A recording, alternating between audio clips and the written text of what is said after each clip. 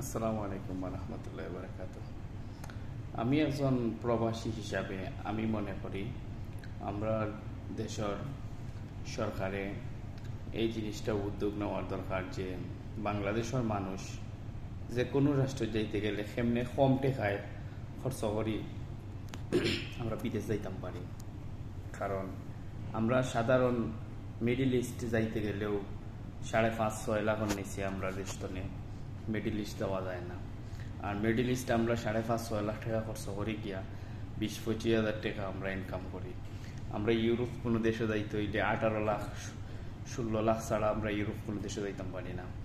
কিন্তু 16 লাখ 18 লাখ সব ফ্যামিলি তনে বা হরিয়া একটা স্যালারি ইউরোপ দেওয়াটাও অনেক বড় টাপ, যেহেতু আমরা গরিব দেশ।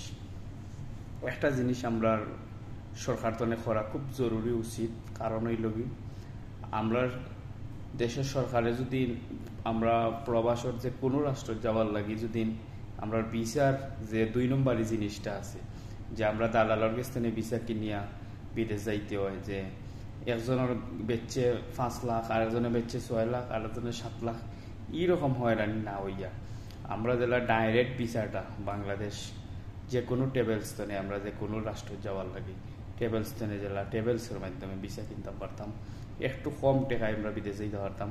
তাইলে আমরা দেশের লাগি অনেক বড় একটা উপকার হইল অনেক। কারণ আমরা দেশ হাজার হাজার যুবক বা হল আমার বেকার আছে, কেউ অনার্স কমপ্লিট করিয়া, কেউ ইন্টার কমপ্লিট করিয়া এইরকম বেকার পড়ে থাকছে, দেশও কোনো কাজ পাইতেছে না, ফ্যামিলির বিভিন্ন চাপে আছে।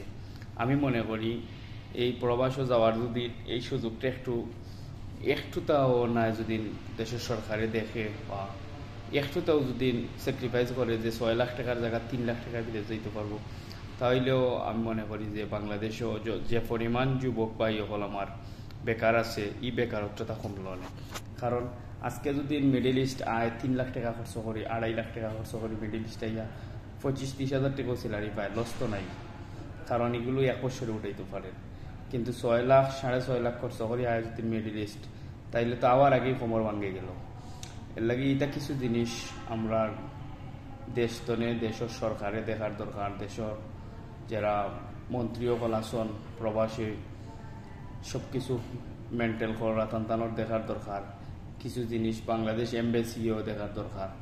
এভরিথিং মিলাইয়া যদি সব কিছু সুন্দর করে তারা খেয়াল করেন দেশতনে, তাইলে আমার মনে হয় যে আমরা অবশ্যই দেশের বেকার যে যুবক ভাই হল আছেন তারা বেকারত্ব তনে বাঁচতে পারবো। দেশের একটা সুন্দর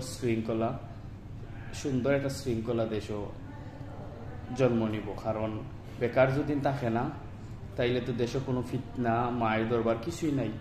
আর যখন একটা ছেলে বেকার থাকে তাইলে তখন অনেক ধরনের প্রবলেম মুখোমুখি হইতে হয়।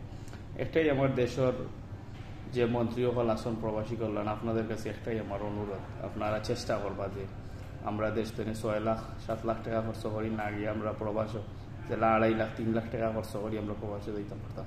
আসসালামু আলাইকুম রহমতুল্লাহ বারাকাতুহু।